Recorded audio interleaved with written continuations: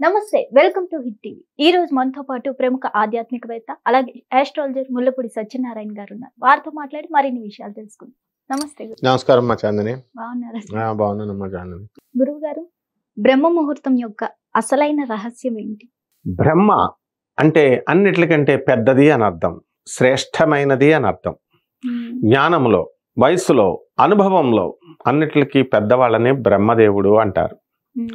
మనం ఎప్పుడు కూడా రాక్షసులను నువ్వు గమనిస్తే వరాలు ఎక్కువ ఎవరిని తపస్సు చేశారంటే విష్ణుమూర్తికి ఎవరు చేయరు, తోలు తీసేస్తాడు కాబట్టి.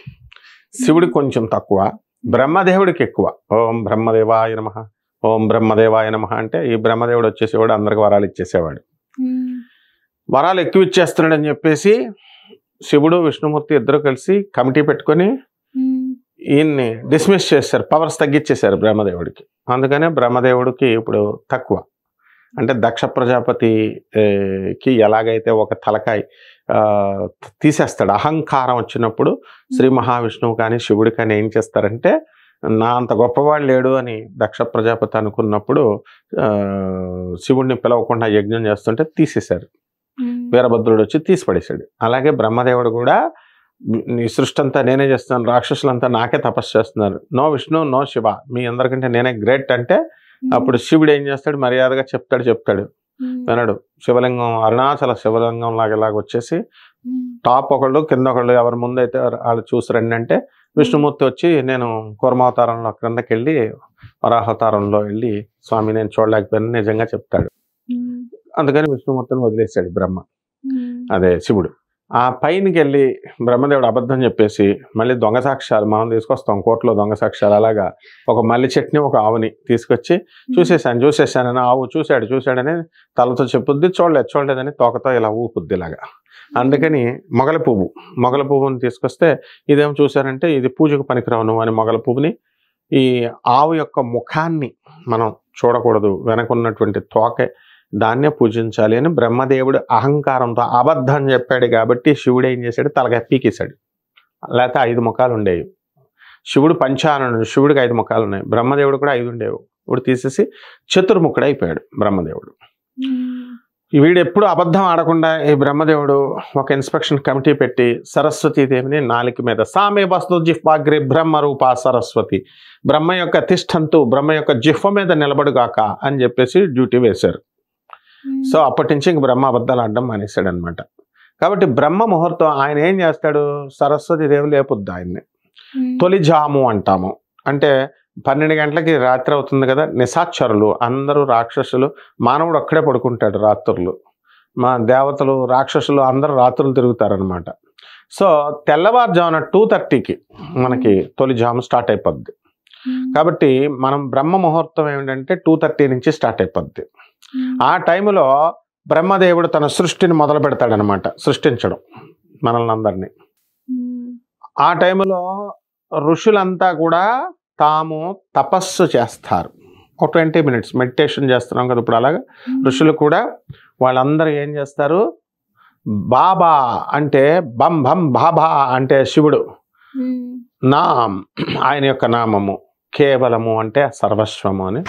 బాబా నామ్ బాబా నామ్ కేవలం, బాబా నామ్ కేవలం, బాబా నామ్ కేవలం, బాబా నామ్ కేవలం, బాబా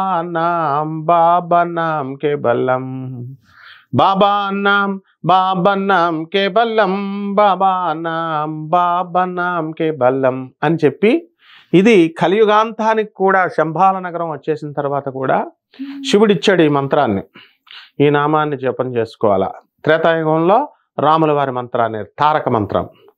అలాగే ద్వాపర యుగంలో వాసుదేవుడిది ఓం నమో భగవతే వాసుదేవాయ, ఓం నమో భగవతే వాసుదేవాయ, ఓం నమో భగవతే వాసుదేవాయ, ఓం నమో భగవతే వాసుదేవాయ, ఓం నమో భగవతే వాసుదేవాయ, ఓం నమో భగవతే వాసుదేవాయ అంటూ చైతన్య మహాప్రభు వీళ్ళందరూ కూడా నిత్యాయ్ వీళ్ళంతా కూడా అప్పుడు బ్రహ్మముహూర్తంలో నాట్యం చేస్తారు. ఇప్పుడు కలియుగంలో ఉన్నటువంటి మనం వచ్చేసాం కాబట్టి ఇప్పుడు ఋషులంతా కూడా ఏదో ఒక దైవనామస్మరణం, ఓం నమ శివాయ, ఓం నమ శివాయ, అలా దైవనామాన్ని ఆ జపాన్ని ఆ తెల్లవారుజామున చేసి వాళ్ళు రిలీజ్ చేసేస్తారు, ఇలా వదిలేస్తారు. లోక కళ్యాణం కోసం వదిలేస్తున్నామని ఆ టైంలో మనం పడుకోకూడదు అనమాట. లేచి మనం కూడా ధ్యానంలో ఉంటే టీవీ ఇక్కడ రిలీజ్ చేసామనుకో, ఢిల్లీలో హెడ్ క్వార్టర్స్ దూరదర్శన్ టీవీ, ఇక్కడ మనకి గ్రామాల్లో ఛానల్ పెట్టుకుంటాం కదా, ఇక్కడ వదలగానే ఇక్కడ కూడా ఆన్ చేసి పెట్టుకుంటే, ఛానల్ ఆన్ చేసుకుంటే ప్రోగ్రామ్ వచ్చేస్తుంది. అదే ఢిల్లీలో ఆఫ్ చేస్తారనుకో, రిలీజ్ చేయట్లేదు అనుకో ప్రోగ్రామ్, ఇక్కడ ఓపెన్ చేసుకున్న ఏం రాదు. అలాగే మనం ఢిల్లీలో రిలీజ్ చేసినప్పుడు మనం ఆఫ్ చేసి కూర్చున్నాం అనుకో, అప్పుడు మనకు ప్రోగ్రాం రాదు. కాబట్టి ఋషులు ఆ టైంలో వదులుతున్నారు కాబట్టి మనం కూడా తెల్లారుజామున 2:30కి లేచిపోవాలి, కనీసం 3 గంటల కన్నా లేచిపోవాలి. లేచిపోయి కూర్చొని మనం కూడా ధ్యానంలో కూర్చోవాలి. కూర్చున్నప్పుడు వాళ్ళు ఇలా వదిలేస్తారు. వదిలేసినప్పుడు ఆ యొక్క తరంగ దైర్ఘ్యాలు అవన్నీ మనం రిసీవ్ చేసుకుంటాం. అప్పుడు మనకి మంచి జరుగుద్ది, పాజిటివ్ వైబ్స్ వస్తాయి. ఇది బ్రహ్మరహస్యం అనమాట. అందువలన బ్రహ్మముహూర్తంలో లేవమంటారు. మనం ఎక్కడ లేస్తాం, గురకలు పెట్టి పడుకుంటుంటే, అందువలన పోటీ పెట్టుకొని మరి గురకలతో. కాబట్టి ఇప్పుడు ట్రెండ్ మారింది. అంటే 2:30కి లేవాలన్నారు కదా, 2:30 నుంచి ఏ టైం వరకు ఉంటుంది? ఎగ్జాక్ట్ 2:30 ఉండాలా? ఎగ్జాక్ట్ 2:30 ఉండాలి. కానీ మరి 2:30 అంటే నిద్ర సరిపోదు కాబట్టి 3 నుంచి మనము కొంచెం ఫ్లెక్సిబిలిటీ ఇచ్చారు మన యూట్యూబ్ జ్యోతిష్కులు, యూట్యూబ్ పండితులు. 3 నుంచి లేవమన్నారు. 3 నుంచి లేవమంటే పల్లెటూరులో ఉన్న లేడీస్ ఉంటారు కదా, నాకు తెలిసిన లేడీస్ కూడా ఉన్నారనమాట.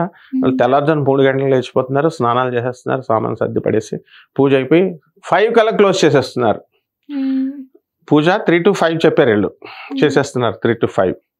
మరి అలా అంత కష్టపడక్కర్లేకుండా మామూలుగా అట్లీస్ట్ 4 o'clock కన్నా లేవాలి బ్రహ్మముహూర్తం అంటే. దీంట్లో ఏంటంటే ఏం జరుగుద్ది అని అంటే, మనం రాత్రి రాని లెక్కలు అదే ఫార్ములా ట్రై చేస్తాం. రాత్రులు రావు, తెల్లారుజామున మనము అది ట్రై చేస్తే నాకు చిన్నప్పుడు వచ్చేసి ఏంట్రా ఈ ముహూర్తంలో ఉన్న గొప్పతనం అనుకునేవాడిని. ఆ విధంగా ఈ యొక్క సమస్యలు తెల్లవారుజామున వచ్చేటటువంటి కళలు నిజమవుతాయంటారు కదా, బ్రహ్మకాలం, బ్రహ్మ ముహూర్త కాలం.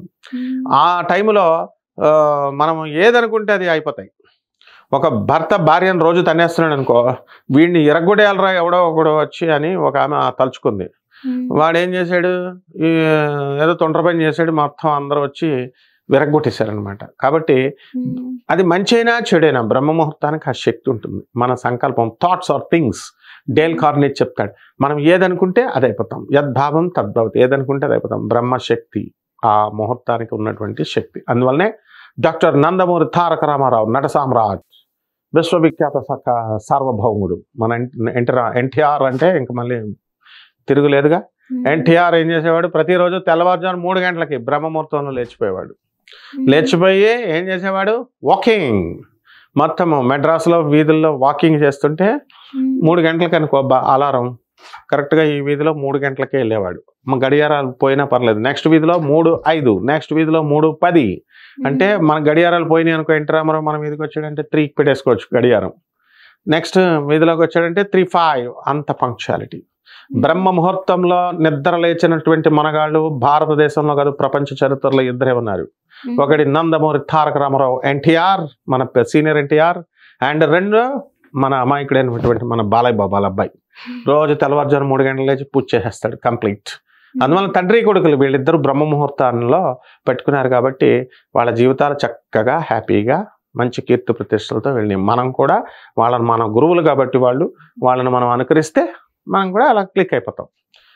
వన్స్ పూజ అయిపోయాక పడుకోవచ్చు అని ఇంకా పడుకునే ఉంటారు, అది కరెక్టేనా గురుగారు? కరెక్ట్ కాదు. ఒకసారి మళ్ళీ తెల్లవారుజామున, ఇప్పుడు సత్యనారాయణ స్వామి రథం మన హైదరాబాద్ నుంచి ట్రైన్ వెళ్తుంది, గోదావరి ఎక్స్ప్రెస్, ఇవన్నీ కరెక్ట్గా 4 o'clock 3:30 దింపుతుంది అది అన్నవరం స్టేషన్లో. అందరూ దిగుతారు, స్నానాలు చేసేస్తారు, సత్యనారాయణ స్వామి రథంలో కూర్చుంటారు. మన పంతులు గారు సామూహిక పూజ గ్రూప్ గ్యాంగ్ పెడతారు. పూజ చేస్తుంటే అక్కడ పంతులు గారు చదివే మంత్రాలు వినరు, వీళ్ళు నిద్ర వచ్చేస్తూ ఉంటుంది. వీళ్ళందరూ కునుకుపాట్లు పడతా ఉంటారు. ఒకటి వింటారు, మళ్ళీ పంతులు గారు ఓం అని అనగానే ఓం గణాన అంట్వా అనగానే మళ్ళీ ఉలుక్కుపళ్ళు లెగిస్తారు. అలాగనమాట. సో ఈ యొక్క నిద్ర అనేది మనిషికి అవసరం కాబట్టి ఆ రోజు అలా ఉంటుంది. మన ప్రతిరోజు డైలీ ప్రోగ్రామ్ను వడియవు కాబట్టి పూజ బ్రహ్మముహూర్తంలో పూజ అంతా అయిపోయిన తర్వాత ఎట్టి పరిస్థితుల్లో కూడా పడుకోకూడదు. పడుకుంటే మళ్ళీ మనం రొటీన్ కార్యక్రమాలన్నీ కూడా భంగం అవుతాయి అండ్ ఎక్కువసేపు పడుకుని పోతాం.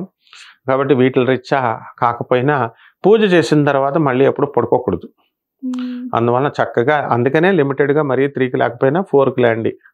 మరి మనం బాలయ్యబాబు లాగా 3కి, ఎన్టీఆర్ గారి లాగా 3కి కాకుండా మామూలుగా 4కి లేవచ్చాం. ధన్యవాదాలు గురువు గారు, చాలా చక్కగా వివరించారు.